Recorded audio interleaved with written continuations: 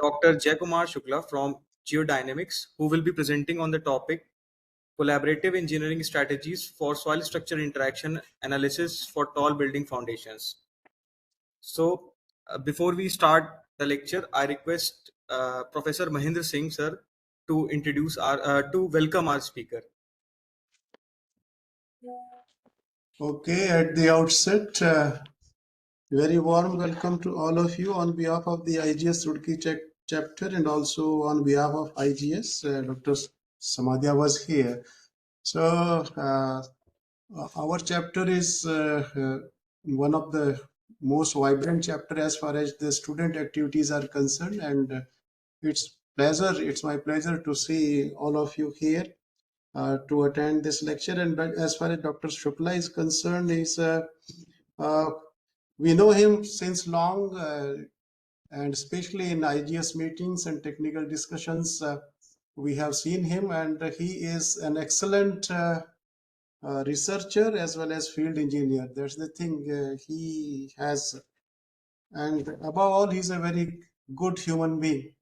We have had hours of discussions on so many issues with him, and he always comes with a solution which is amicable and practical. So, Dr. Shukla, I welcome you to this lecture, and I thank you. In the beginning, let me thank you for sparing your time, and I hope our students and other community members who are attending this lecture will be greatly beneficial. They will get lot of knowledge and from your lecture. With this, I welcome you, and I welcome all the participants also. Thank you. Thank you for the kind words, Professor Singh. And I hope that this session will be fruitful for those who are participating into this session. I also congratulate IIT Roorkee student chapter for arranging this kind of sessions, because I saw that this is a series of academia and industry connect type of sessions, and many of the other sessions have been already conducted. And then I must congratulate IGS Roorkee chapter as well as the student chapter for organizing such sessions. We actually required such sessions for disseminating the knowledge from industry to academia, and as well as the researchers, those who are probably exploring the opportunities into the relevant fields. So they will also get benefited by identifying few of the problems and let's say the solutions for which the research can be still will be there is a research gap for those problems. So with this, I hope I will be able to start this. Formality. Someone should introduce the speaker formally. Yes, sir. Yeah. Okay, go on, Pratik. So we have Professor V.S. Avan, sir, who will be introducing our esteemed speaker. Sir, please introduce the speaker. Yeah. So good afternoon, everyone over here. So I am lucky here to introduce one of the eminent field expert like Dr. Jaykumar Shukla. Dr. Jaykumar Shukla is a principal engineer and director at Geodynamics LLP with over 22 years of experience in geotechnical engineering. His expertise spans in deep foundations, ground improvements, slope stability, and geotechnical instrumentations, contributing to major domestic and international projects, including power plants, ports, high-rise towers, tailing dams, and mega bridges. He is University Gold Medalist, and then he secured his PhD from IIT Bombay. Dr. Shukla has held key roles in L&T SLN and Royal Haskelley. He has been an executive committee member of the IGS national body since 2018, an active contributor to ISS SMGE technical committees TC 102 and TC 220. Serves as the convener for IS 6403 and co-convener for IS 2911 under BIS. He is an editorial board member of IGS Journal. He has over 30 research publications. Dr. Shukla also plays a crucial role in academic advisory bodies, fostering industry academic collaborations in geotechnical engineering. Sir, we are eager to hear you for your views. So over to Pratik. Thank you, sir, for the nice introduction. Now, I request our esteemed speaker to start with the lecture. Sir, you can start the lecture. Okay, thank you, Pratik. Thanks for kind words, Professor Sawant. Indeed, it would be of a great to interact from this session with students and the participants present over here. I'll just go on to the presentation. The presentation, I would say, would be mostly focused on high-rise buildings. However, there is no major distinction between the foundations and let's say the high-rise building foundations. However, they differ into some of the aspects. We will have some particular glimpse on geotechnical investigation aspects. Then we will also focus on some of the issues with modulus of subgrade reactions, or what we can say Winkler springs on let's say on mostly the structure engineering depends. And then we will also focus on something on foundation settlements and phase construction approach. We will be having a case study 1. I think that's the numerically case study 1. Then we have some case study where very high-rise building for tower is interacting with the existing tunnel. So I'll just try to give you some, let's say, glimpse of that case study also. And in the last, we'll have one particular case study where the pile draft has been proposed, and the things have been already constructed in service from 2020-22. So with this one, I'll just move on to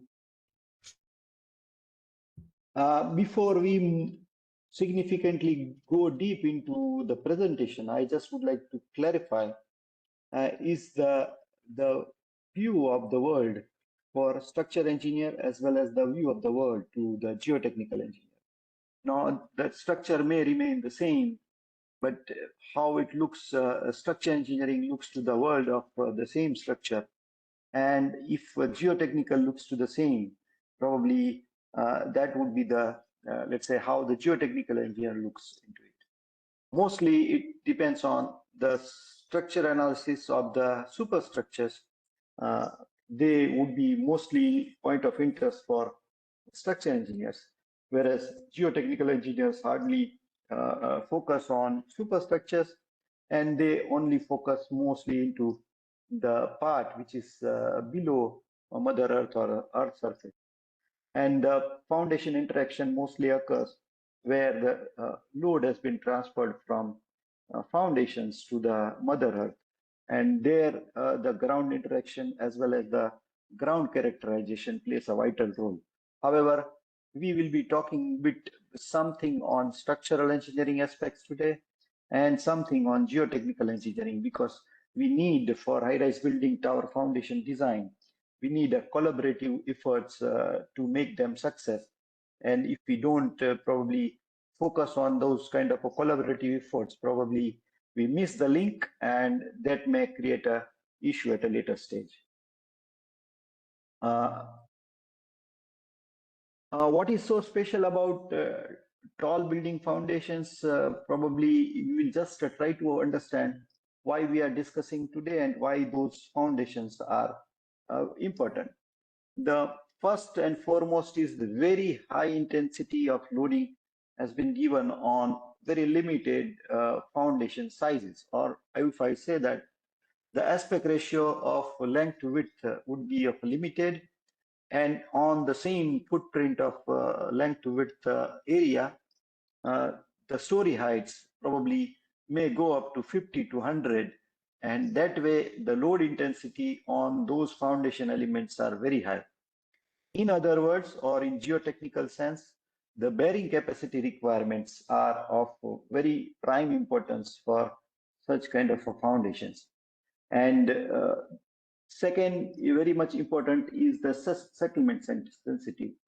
Definitely the bearing pressures are high, corresponding settlements or estimated settlements are also high, correspond to the type of foundations adopted. Maybe it would be a open raft or it would be a pile raft, but it all depends on the settlements, which decides the type of foundations which one particular need to propose. And another is construction time.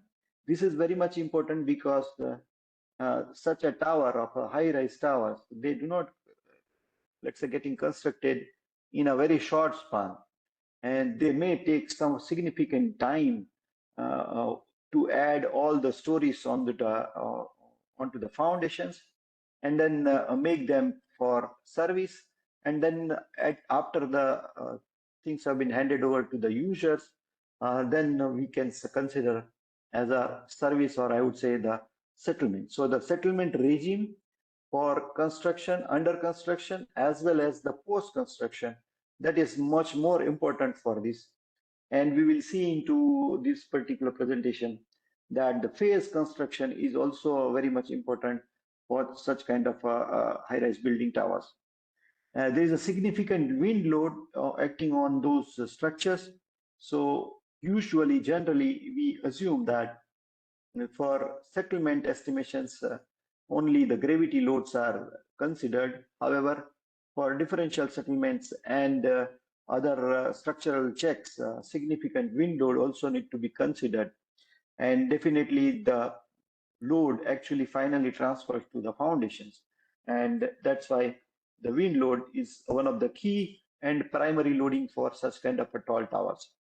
And then interaction with the basements and podiums. I will not focus on to this, but if you are into a structure engineer or if you are interested, you can read some of the codes and standards where the basements and podiums, those if you are connected with the main tower, then there will be a significant base shear, what we call it's a backstay effect, that is warranted into it.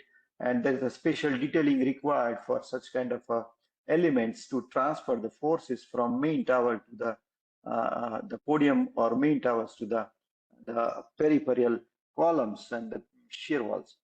Then the complex interactions with the closely spaced columns and somewhere adjacent buildings are also very much important when we consider this. Before we move on to some of the case studies and requirements, let us try to understand what particular is the recommendations made into, I think someone has mic on, maybe the code, which is IS 167700, that specifies plenty of, let's say, provisions for structural safety of the tall buildings. And as per this code, the definition of a tall building is the building height where greater than 50 meters, but less than 250 meter, they consider as a tall building. And any building which is more than 250 meter, they consider as a super tall building. And nowadays, I think in many metro cities, they started proposing tall buildings. Even the, let's say, tier 2 cities or tier 2 metro cities, they also has a significant numbers of tall building under proposal. And many of the, let's say, good buildings, or I would say Bangalore or Noida and Mumbai, many super tall buildings are under proposal. So this is very important for this.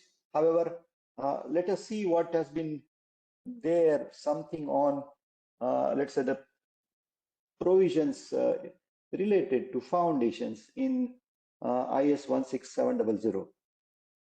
Now, the first provision is the depth of foundations. Though this is not relevant, however, it has been mentioned in the code that the embedment depth of the building, which means the depth below ground, would be 1/15 or 1/20th of the height of the building. This is not significant because it all depends on number of basements and the number of underground stories has been proposed into it. However, This has been there because some amendment is required to make this building stable. And that's why, based on that concept, this B by A 15 or L by 15 or 20 has been there. The another or very significant provision has been there is with the modeling of the soil, which means how we characterize and how we consider the presence of soil below the foundations. And into the code, it has been mentioned that if we are modeling the raft foundations through spring constant, or I would say the modular subgrade reaction, we need to use a zone spring. That means a common or a uniform spring approach is not prudent and is not encouraged by this code. Whether or alternatively, it has been encouraged that to use the zone-wide spring constant for let's say the analysis, at least for dead plus live, or what we call as a gravity loading, or in structural engineering sense, the service loading conditions. That kind of a modeling is to be considered. However, it only considers the presence of a discrete subgrade Winkler springs for analysis of foundations. Though this is a crude approach, but the objective was to determine the shear force and bending moments into the raft rather than estimation of the settlements. So this modeling of the soil is not for estimation of settlements into the foundations. They are mainly for identifications or estimation of structural forces into the raft. And for design of a raft,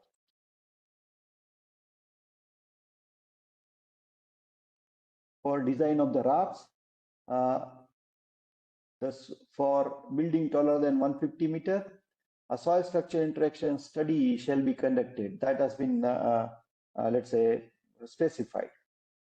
Now, if we are using the piled raft foundations, then there are some additional checks and additional load combinations that need to be proposed or need to be checked. However, mostly the preferred one is dead plus live, and accordingly we should do it.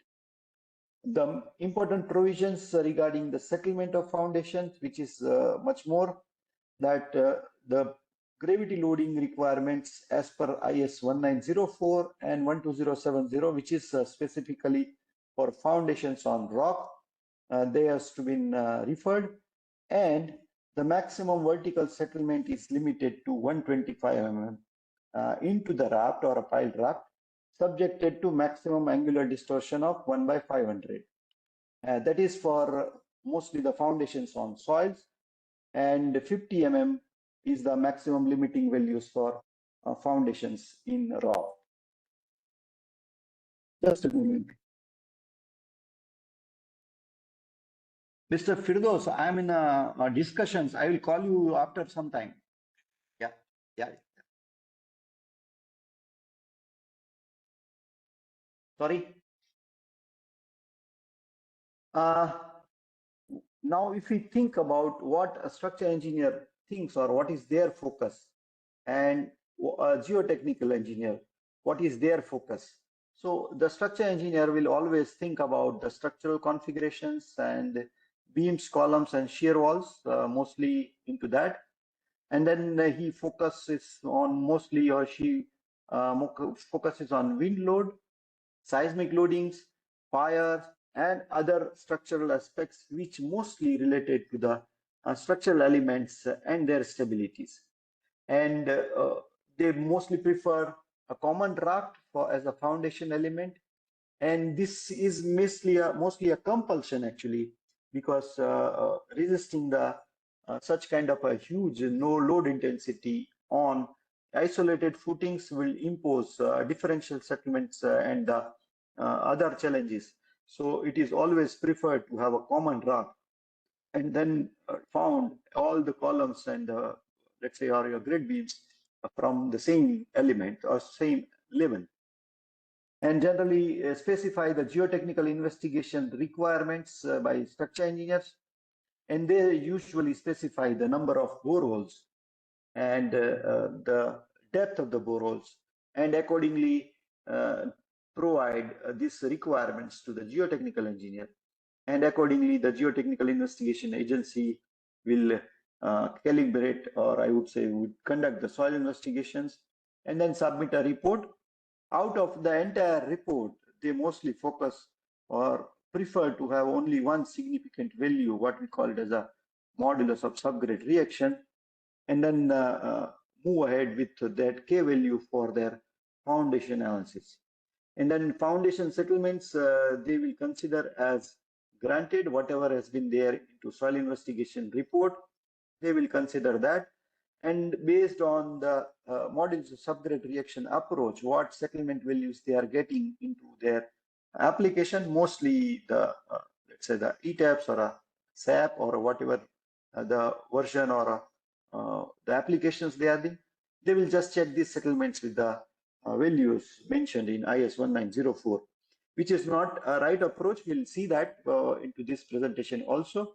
However, most of the structure engineer, they have a first-hand comparison with the settlements coming from that raft analysis using the K value. Whereas geotechnical engineer, they will always look for number of boreholes under the footprint of the tower, and then the depth of the boreholes, then quality of the borehole, that is also important, then dynamic soil properties. Foundation bearing pressure results are safe bearing capacities, settlements, and corresponding to the K value settlements, they will specify the modular subgrade reaction or K values. If it is emphasized to use the piles, then the axial, lateral, and let's say capacities are there. And if the pile foundation has been proposed, generally or most of the cases, entire team, either a geotechnical or structural engineer, they hardly focus on settlements. Even nobody calculates the total settlement under the gravity load, even if with the piles and the pile drop. However, other field tests are there because there are many of the field tests which are more relevant, and they are more fruitful to predict the settlements, because settlements hinges to the soil modulus, and the soil modulus is not directly available. So other field tests like pressure meters and then the CPTs, those are better test results or tests for estimation of settlements, or they will have a better values with which the estimation is improves, and that's why these field tests are more important. And then there are, if the pile loads or pile load test is specified, then they are conducted upfront in the beginning. However, everything hinges to the geotechnical data available. Sometimes the reliability is a major concern. Then the design parameter selection is also important. And then design experience is also a very important role. Now consider, let's say we have one particular condition where the ground level is there, and then proposed basement level is 12 to 15 meters from the ground. However, at the time of soil investigation specification, this information is not available to geotechnical investigation agency or either a structure engineer as well.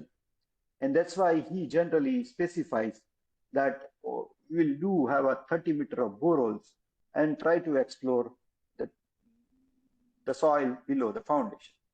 However, if you think that 30-meter borehole has been drilled from the natural ground level, and out of which the basement has been proposed from 12 to 15 meter, then we have hardly 18 to 15 meter below foundations is available as a known soil parameters or a known soil properties.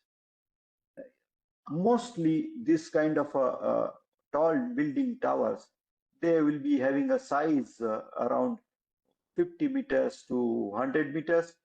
And if we consider the stress bulb, then probably we need significant depth below the foundations to be explored.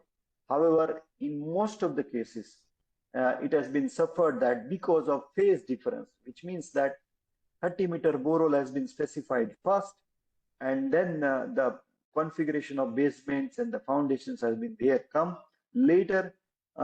This depth below foundations would be always limited, and then later on structure engineer always try to impose that this is the data available and please estimate the foundations.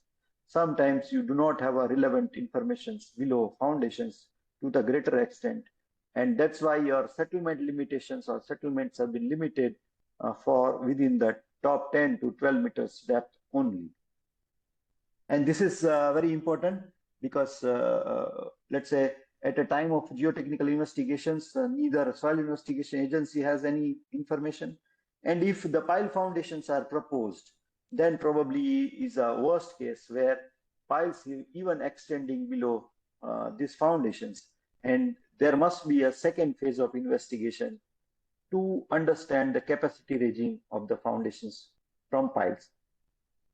So the first takeaway is that geotechnical investigation depth should be sufficient to evaluate foundation design. And this is very important because 30-meter depth or a general selection may not be sufficient for such kind of a tall building foundation. If we try to understand and try to consider, let's say this is one case where the same load intensity has been there. The size of foundations are also same. And if we draw the contours of the vertical stress distribution, then you understand that this much of soil within the stress bulb that has been involved in resisting the foundations, settlements or foundation loading, which are expected at the top of the foundation. Now, if this is not capable, probably if we have a short friction piles, mostly for used as a settlement reducers, then you will find that the stress bulb is further extended below. And if we have a very weak soil on the top, and then we have a friction piles extended to the good strata, and then we try to understand that how much soil is involved into it, then the pressure bulb extends at to very significant depth, even below the tip of the pile. And in this particular case, the borehole depth investigation requirement is significant. And the structural, or I would say at the time of specification, the K values or things, if we specify with a limited informations from geotechnical or a depth of the investigation, probably it would be of a, it may go wrong in estimation of settlements. However, this is a practical difficulties, and most of the good developers, they have let's say two-phase soil investigation, where the preliminary investigation is there, and then when the foundations have been designed or some configuration has been already arrived, there will be a second phase of investigation where the depth of the boreholes are significant. Sometimes they do take 50-meter boreholes, which is a prudent. However, in the inception, nobody wants to spend much more money only onto investigation. So they think that by saving money from soil investigation, they will save significant. However, later on, when the design challenges are imposed, probably they will spend more into investigation at a later stage. However, the takeaway is that it is always prudent to go with two-phase investigations in high-rise kind of structures and tall towers, because it will give you plenty of informations into the load transfer of the piles, for the settlements estimation of the piles, and optimization of a foundation if pile draft or such kind of things is proposed. The major reference is IS 1904, which is a governing criteria or settlement governing criteria. Now, if you see this, mostly the total settlements have been specified, the maximum settlements. However, as we saw earlier, 16700 specifies the ultimate or maximum settlements up to 125 mm, whereas for other types of foundations, they can be referred from here. The most important is 1:300 is the angular distortion, and I would say for reinforced concrete structures, it specifies as 1:666. However, IS 16700 specifies the maximum as 1/500, and that is a bit a stringent one, but for differential settlement, it is a requirement for the foundations.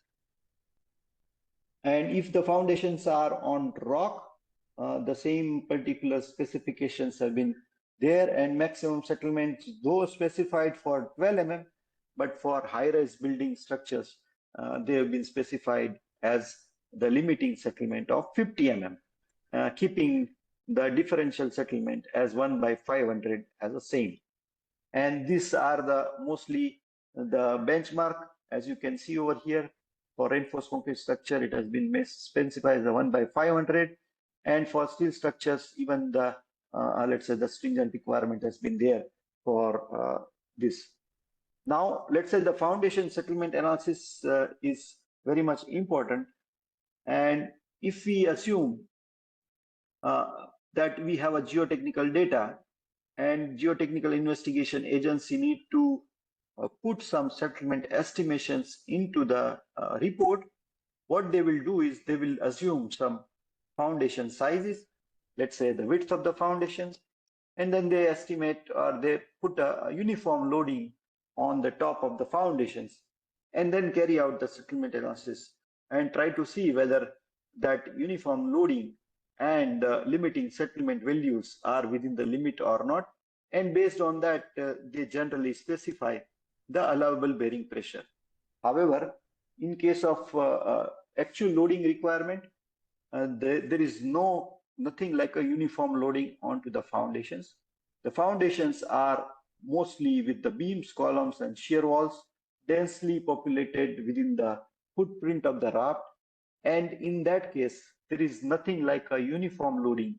And if the loading, or I would say the settlement estimated considering the uniform loading, that would be grossly go wrong if the loading has been ignored, because many of the areas within the foundations, they will be very heavily loaded because they are shear walls, and the outer periphery columns, they are not significantly loaded. And that's why the uniform loading requirement will actually under predict the differential settlements compared to the differential settlements actually anticipated for the main configurations of beams and columns. And that's why takeaway 3 is very important, because loading on foundations are not uniform, and estimations, settlement estimations, if we are doing considering the uniform settlements on the foundations, that may be considered as a preliminary or a first guess. But when you are doing foundation settlement analysis for high-rise buildings, you have to consider the actual beams and columns and loading requirement coming on those columns at those locations for better estimations on settlements. Now, let's say before we move further on to this, I just would like to make sure this is one, let's say, output of a foundation design, or what we call as a foundation analysis used on the SAFE software, which is a computer structure incorporations analysis, and they are mostly used for the raft analysis of such kind of a foundation. And what usually it does it generally categorize, or I would say idealize the Winkler spring below the foundation plates or a beam, and then all the loadings on the top of it has been discretized, or a presence of the soil has been, let's say, idealized by discrete spring supporting to that column or plate. And when these rafts are so significantly large, you can see that there are some particular areas in which the loads have been concentrated. This is the deformation contour based on such analysis using discrete Winkler springs, and corresponding to soil bearing pressure estimated using the same deformation contours. You can see over here that soil bearing pressure varies from approximately 120 ton per meter square to 99 ton per meter square. So here you can see these corners are loaded very significantly, whereas the other corners, those are not so significantly loaded. At the same time, let's say the pressure is not uniform along any sections, And that's why the differential settlement requirements is vital in such analysis. However, when we let's say carry out the settlement studies, the deformation contours or deformations estimated using such structural applications like say using the Winkler springs, probably they may not match with the foundation settlement estimations considering the elastic continuum. And that's why it is very important, because K value is not a fundamental property, and the K value requires iteration. And at the same time, if we go back and see the K value into some zone, they differ than the K value into some zone. So uniform K value within the entire raft, that would not be a prudent one. And K value is a response to the pressure applied to a considerable area. And that's why some of the areas where the loading intensity are high, the K values will differ, and where the loading intensities are not so significantly high, the K value will be lower or differs. But however, within the footprint, uniform K value is not a prudent approach. And if we think about the better or a recommended approach, then geotechnical engineer recommends the zone-wise K value, give it to structural engineers for their analysis into the model. Then structural analysis again goes and estimate the deformation values and then communicate to geotechnical engineer. Then geotechnical engineer again revise their K value estimations and then match those K values with the earlier K values and based on the K values estimated from the coming out the deformation from the structural analysis model. If they match, I would say closely, then this cycle closes. Otherwise, one need to iterate in between so that they should have a match. And those who are more interested, they can refer to ACI 336 because ACI 336 has a better provisions, and such provisions are very important. Uniform K value, as I said, is not a prudent approach. Then the K value should be zone wise within the RAP. And then foundation settlements, be it be immediate settlement or a long term, shall be checked separately because the K value failed to estimate long term settlements corresponding to the applied foundation loading. Now, as I said, the same model, same building foundations. This is output of deformation contours from the structural application, and this is based on the Plaxis, or I would say 3D finite element continuum based on the soil structure interaction analysis. Now you see there are significant difference between the settlement estimated from both the applications.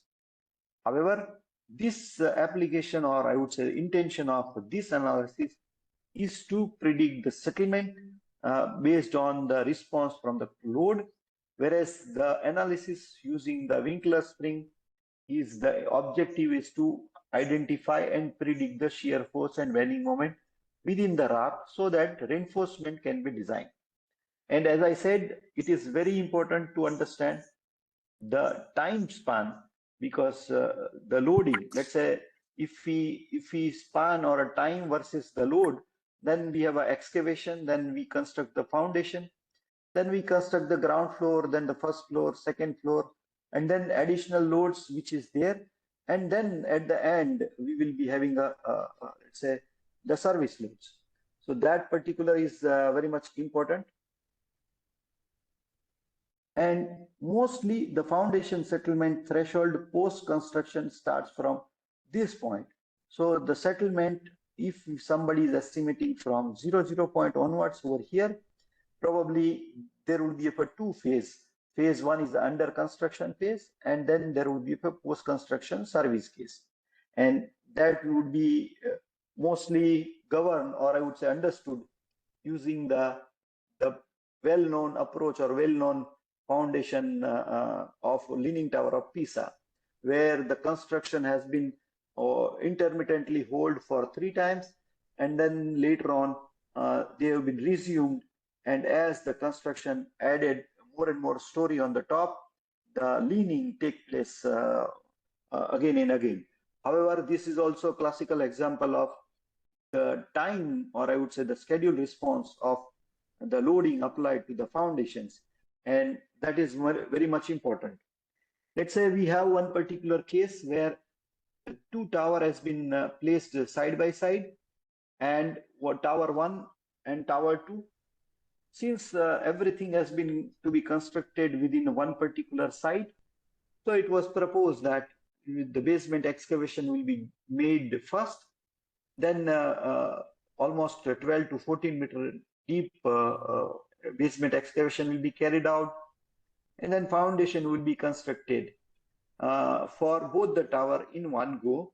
However, the tower 1 will be erected first, or I would say taken up for under construction first, and into the second tower will be constructed after a few years, let's say 1 or 2 years. And this is because once this tower has been already sold off, probably the customer will always try to encash the properties through into second tower, and that way probably they will encash their reality proposal. However, this will again impose say very much challenges on foundation settlements, because if we assume that these are the green dots are the column positioning or column nodes of the first tower, tower 1, and then the blue dots are the column locations and the loading points into tower 2. If we assume that both the towers have been erected together and then loaded uniformly, the foundation regime or settlement regime would be something like this, where the estimated settlement goes 72 mm into the center, and then as it goes outside, the maximum settlement will be limited to 30-35 mm on the edges. This is based on the gravity loading, dead plus live, and similarly, that's fine corresponding to it. However, if we assume that only one tower has been constructed over here, and then second tower is still not there, but the foundation has been already constructed, then the situation would be different. Let us try to understand the situation. Let's say we are focusing on this particular building, whereas tower 1 and tower 2 is there. How we measure the differential settlement? Because in center we will be having let's say the maximum settlement.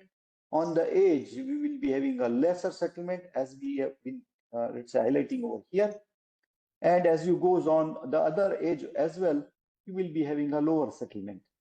And for point number 1 to point number 2, the differential settlement is to be calculated, and then from point to point 3, that particular has to be differential settlement has to be considered.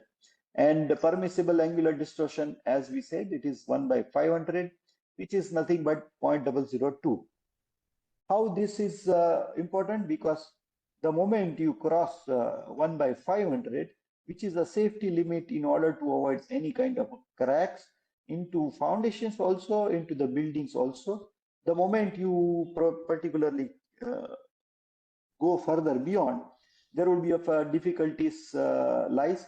And once that has breached to 1/150, you can find that many of the buildings, columns, and foundations has cracks. And that's why it is very much important. Again, we can understand it here as well, that if we have a very high tower and the foundation has some particular either a rotation or differential settlements, then this looks to be very small amount at a foundation level. But if we think that the height of the tower is very high, then at the top, the story drift would be significantly high. And that may happen that because of these eccentricities, many of the structural element would be overloaded, or I would say having a higher stresses.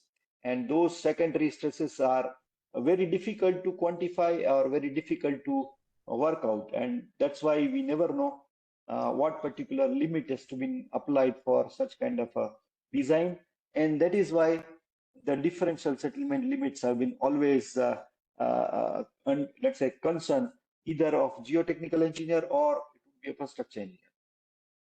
Now let us try to understand that this is the case where the two tower has been already in place, and if we try to understand the differential settlements along a cross section exactly into the center, then this center point is a higher displacement, what you can look to it over here, and then the center point where you have a very high low, I would say the displacement or settlement, that is correspond to this. And if we try to estimate the differential settlement from this point to this, then definitely the line, or I would say the angle which makes this one is a differential settlement corresponding to stretch from this point to this. Similarly, out of all these things, this may seems to be very okay to us, correspond to the requirement of 1/500. And this is based on both the towers are available, or both the towers have been constructed. The moment we assume that only one tower has been constructed, then this differential settlement limit is changed. And now you can see that only one foundation is available, or one tower is there. The second tower has been even not there. Foundation is already constructed, but there are no loading on this tower. And in that particular case, the differential settlement requirement is significant, and this is definitely going to be governing for all your foundation design. And this regime of phase construction, which means that on a common foundation, if we are assuming that there are two towers or two foundations, they are going to be constructed with a phase construction approach, then the differential settlement requirement must be satisfied. Otherwise, your foundation will have a distress and cracks. This tower can be erected immediately without any problem. However, the moment you start constructing something on the second foundations, you will find that there will be an issue. So based on the phase or based on the stage construction, this settlement lines, what you can see, this has been estimated based on the phase stories to be added onto the foundation. And that's why very much important takeaway is that while doing the phase construction approach on a common foundation, it is very, very difficult, let's say critical to estimate the differential settlement. So those who are involved into or probably have a zeal to have a research into these foundations, the differential settlement is one of the key criteria. And believe me, for most of the pile trap foundations or the settlement reducer foundations, the piles have been distributed only to control the differential settlements and the total settlements. Though the total settlements are still practically okay, but the most governing criteria or governing requirement for structural engineers and the geotechnical engineer for such kind of a large RAP is the differential settlement. And unless the geotechnical engineer talks directly to structural engineers for their column loads and the column positioning, it is practically not possible to come up with or estimate such kind of a differential settlement requirement or a regime. Even they can, let's say, reconfigure their shear walls and the building columns corresponding to the outlook of the settlement estimated. But this is very, very important, and one particular has to do this for safe building foundation design. Now come to case study number 3, which is a bit a peculiar one, where one high-rise building foundations is proposed. However, very close to it, there is a existing tunnel passing on into it, and the metro tunnel is very close by. So the builder or a structure engineer proposed that we will keep this foundation footprint limited, and some columns which are a bit away from this building footprint towards the tunnel, they will be founded on the piles. the number of piles have been not decided at that time, so the intensity of each pile was not sure, and there was some permutations and combinations have been made so that there should not be any distress to the existing tunnel. And if we think about on a cross section part, it was something like this, that the last column, which is supposed to be on the pile foundation, they were hardly approximately 8 or 9 meter away from the building tunnel. And this tunnel was existing, and this tall tower has been proposed. They limited this foundation footprint, and within the foundation also, let's say this is on the open raft with the two basement walls, and these columns are on the pile foundation. And again, as I said, the plane strain problem suggests that the load intensity on the raft is not uniform. So you can see that the load intensity on a plane strain, they have said that it would be from 80 ton to 60 ton, then 60 ton to 80 ton again, and then 80 ton to 100 ton. So towards the building columns, there is a 100 ton load intensity, then there will be 80 ton, then there will be a 60 ton, and again at the edge, we will be having a 80 ton per meter square loading intensity.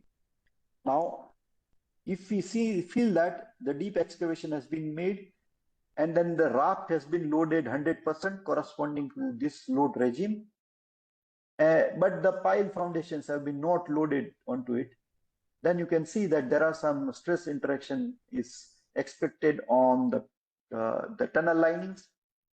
The moment we go with the 50% loading on the let's say the piles, which is the expected, then this tunnel linings would be further stressed because the load intensity on the piles would be further imposed it.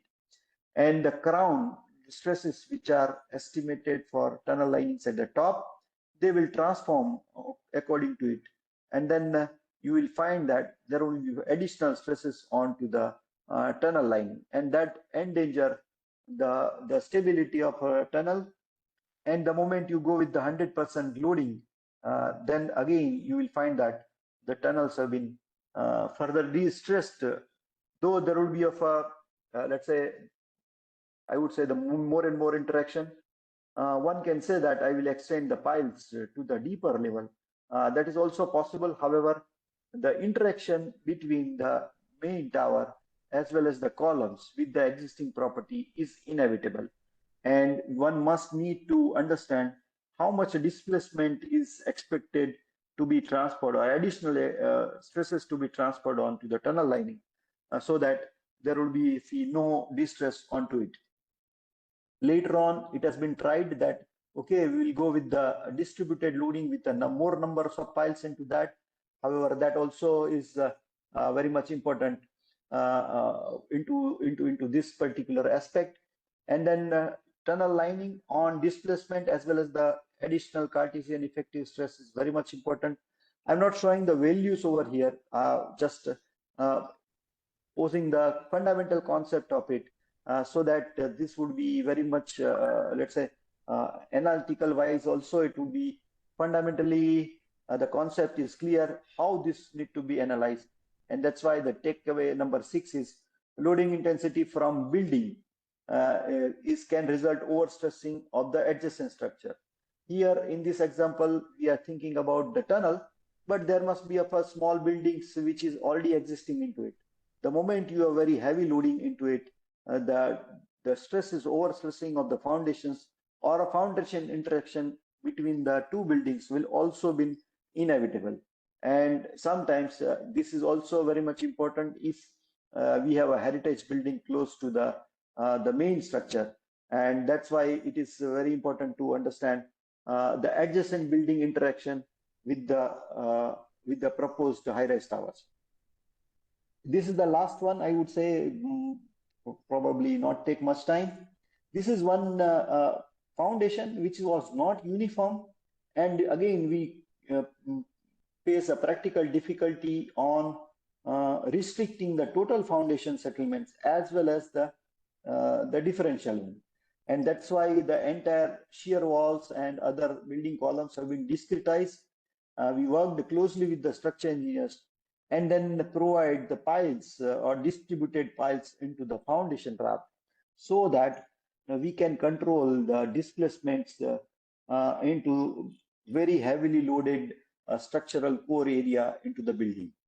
And this building was then later on converted into the piled wrap type of foundations. However, the foundation thickness within the main structure was also not uniform, and they are same. As I said, if we go with the, let's say, the same typical analysis without piles, then the estimated settlement was 81 mm for one pile group. And if we go with the distributed piles, which is at hardly a 10-meter height or 10-meter deep piles of 500 mm diameter, that would be act as a settlement reducer. And then the settlement has been reduced significantly. This has been analyzed rigorously along with major load combinations with structure engineers. And then we come out with, let's say, the stress or displacement contours where we could control the differential settlements as well as the total settlements, that too within the range of 70 to 80 mm. And then we proposed a number of piles within the footprint of the structures. And as I said, all the piles, they may not be, let's say, loaded uniformly, but the different piles available into the configurations will be loaded differently.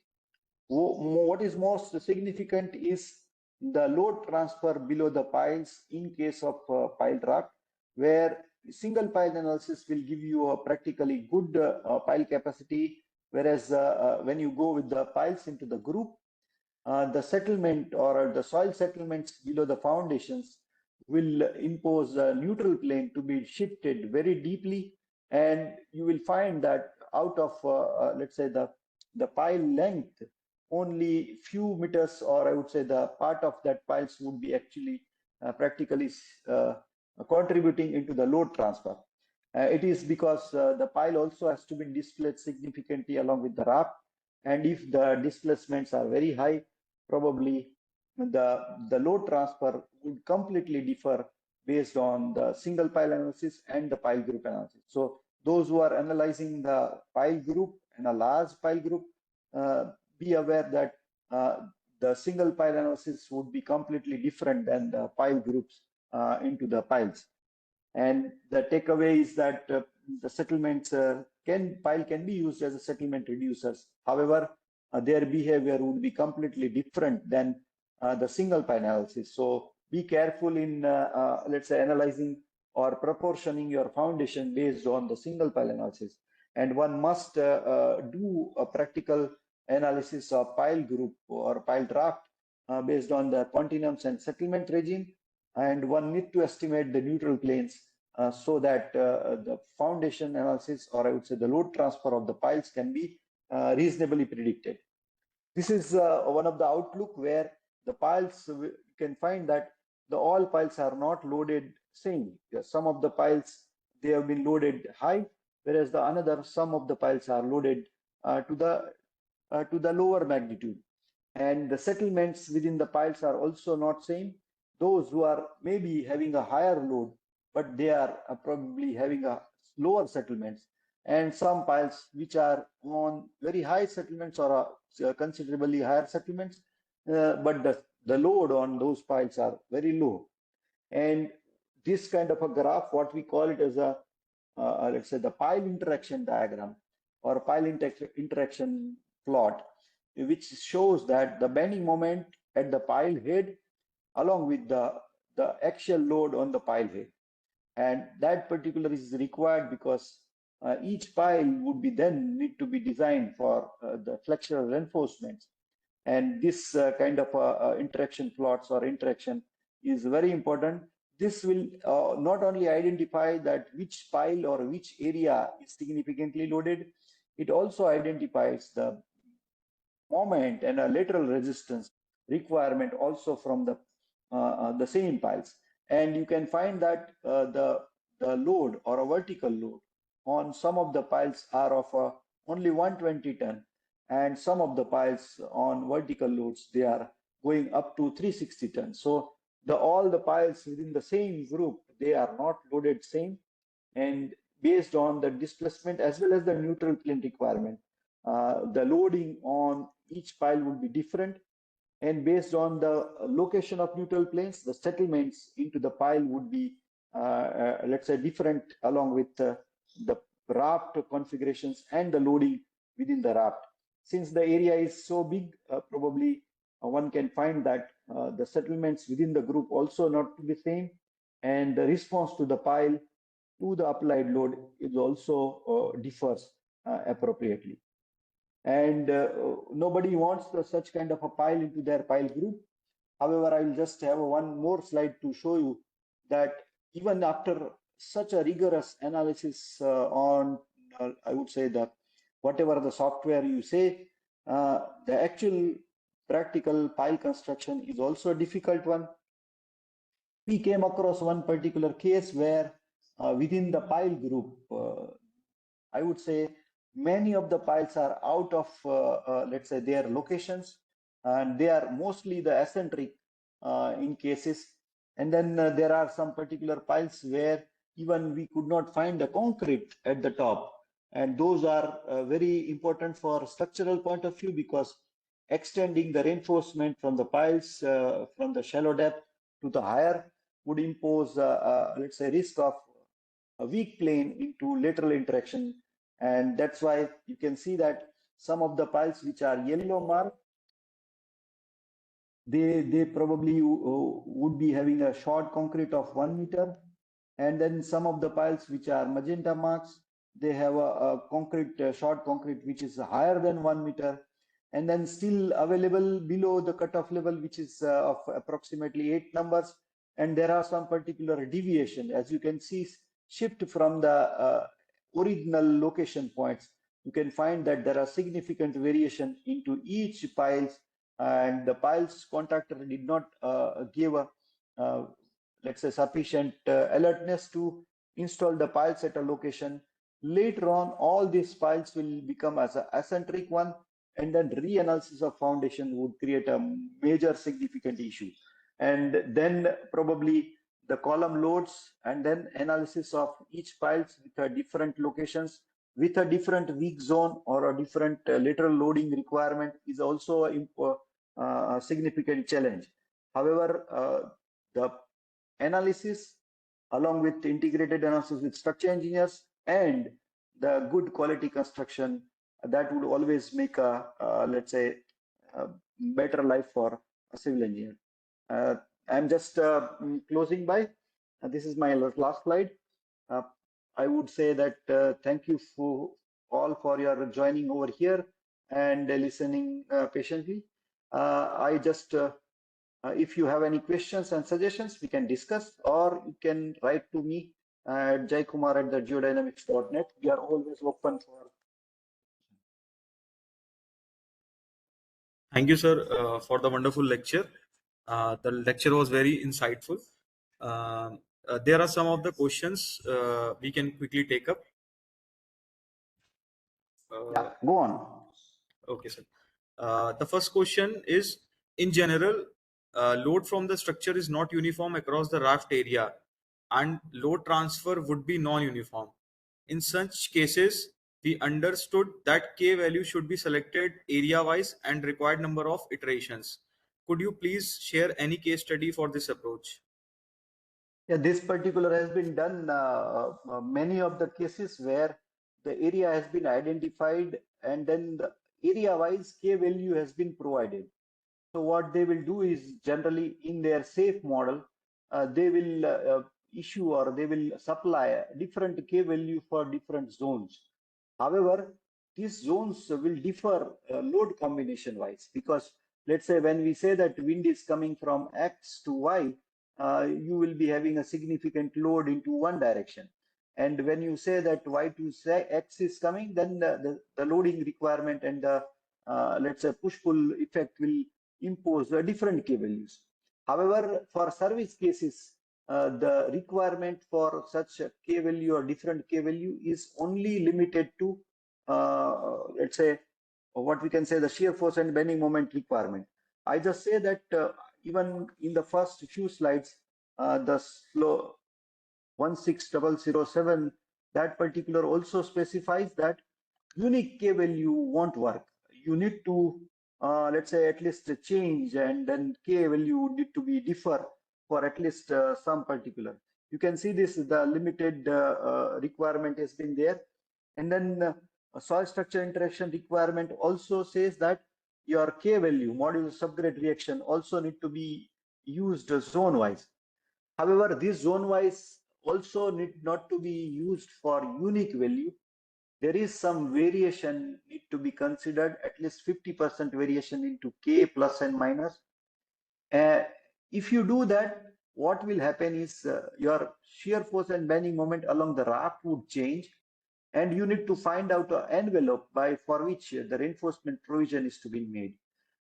So I just would like to be clear, k value is only has a limited objective of design of reinforcement into the raft. They should not be used for predicting the settlements.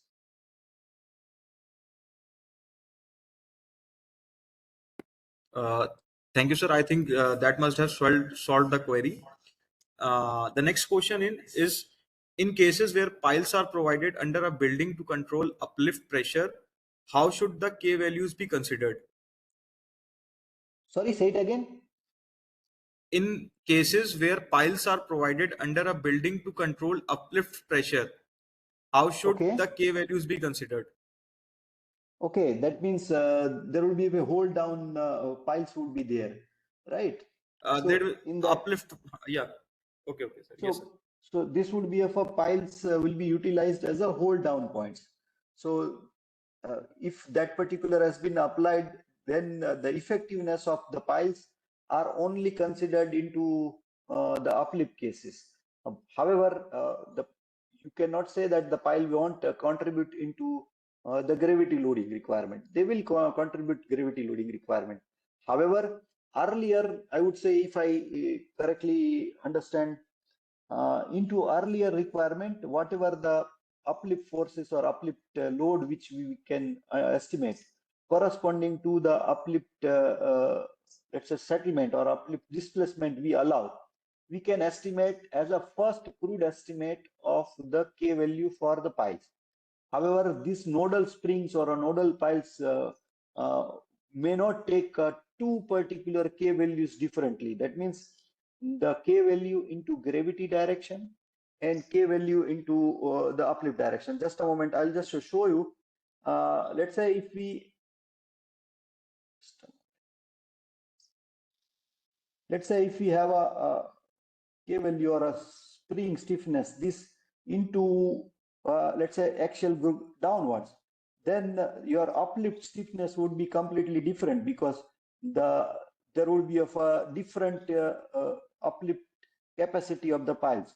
So the displacement and the let's say I would say the slope for vertical gravity direction as well as the uplift direction, they would be different. But many structural software may not have this kind of a facility to input 2K value for a single node, and that take care of compression and the tension. Many of the, I would say, the updated software comes up with the two kind of things. Only I would say that I'm aware that SAP 2000 can take care of this, but you will be able to do it based on the permissible displacement and the permissible load. You will find the slope of this into compression as well as the permissible displacements. Let's say if I say that this would be of a positive displacement delta onto this direction, and this would be of a uplift delta into downward direction, it's in the negative. So this is force P into positive, and this is the force P into negative direction. Then the slope of these two, whether it's into compression and tension, K values can be input together. But as I said, you should have a sophisticated software to handle and understand that each loading wise, you have a different K value effective when the load combinations are run together. Thank you, sir. I think that must have answered the question. The next question is, How can secant piles be numerically modeled? Would approximating the section properties as an equivalent diaphragm wall yield accurate results? Uh, I think this would be a bit, let's say, out of context, but yes, you can do that. The secant piles also can be, let's say, modeled together with a equivalent stiffness, like let's say, for diaphragm, but this would be practically for retaining walls, or I would say the embedded retaining walls, but you can do that. That's a straightforward. However, the pile cross section, let's say the reinforcements into the piles and corresponding interaction, that would be, let's say, decide the flexural requirement of the span, because the piles are not considered to be of a continuous one, and each pile will be having a individual stiffness. However, the stiffness, I would say the moment stiffness interaction, that would be plays a key role, where from the earth pressure to the excavation side, the reinforcement provisions should have been done appropriately. Uh, but the piles can be designed, definitely there is no issue, but the structural calculations requirements as well as the crack width calculations, those are imposing more challenges the moment you use the circular cross sections, because it is too difficult to, let's say, calculate the neutral axis positions corresponding to the loading, and accordingly the crack width as well as the flexural stiffness degradations as the crack originated on the excavation side, onto the retaining side. Thank you, sir. I think we can take one more question. So the last question will be: is it technically justifiable to provide different pile lengths of different diameter with varying capacity in group to cater the varying different column loads required in a big raft? Please elaborate. Yes, it can be done. Technically, or I would say there is no issue with it, provided that the accurate modeling of the stiffness, because the moment you use different diameter and different length, the stiffness would be different into it, and their settlement response or response to a common settlement will also be different. So those are mostly used as a settlement reducer or to control the differential settlements within the RAP. But yes, there is on I would say the in principle engineering justification wise, they can be used practically. There is no issue with. Many of the international projects have been already done with such kind of things. Though in Indian context, it is not so much acceptable because we always use same kind of diameter, same kind of a pile throughout the pile wrap, but you can let's say have a different length, different diameter configurations to control the settlement. The objective is to control the settlements and the differential settlements into the wrap. You can do either by ground improvement through stone columns, or through ground improvement by rigid columns or a rigid inclusion, or maybe disconnected wrap, or with the piles, whatever you can do, but the objective is to control the settlements as well as the differential settlements within the wrap. I think the questions are over. Thank you, sir, for this insightful lecture. Now I request Professor Mahendra Singh, sir, to present a vote of thanks. Thank you very much. As expected, Dr. Shukla has given a very interesting talk, and he started with the very simple things, very simple and very useful for our students, and then he made it more and more. He went on to more and more complicated problems like tunnel interaction. So the way he has handled and the way he has presented is very, very interesting, and I hope our students have learned a lot of things, new things. So on behalf of all of us, Dr. Shukla, it's our pleasure to thank you very much for sparing your time and coming with us and enlightening us with your knowledge and very simple things which we sometimes miss. So thank you very much, and Also, I congratulate our students for this commendable job. Please keep doing it. Thank you very much. Thank you very much. Thank you very much. Bye. Have a nice time. Okay. Thank you, sir. Sir, Thank you all. before we leave, I request all the participants to open the camera so that we can take a group photo first.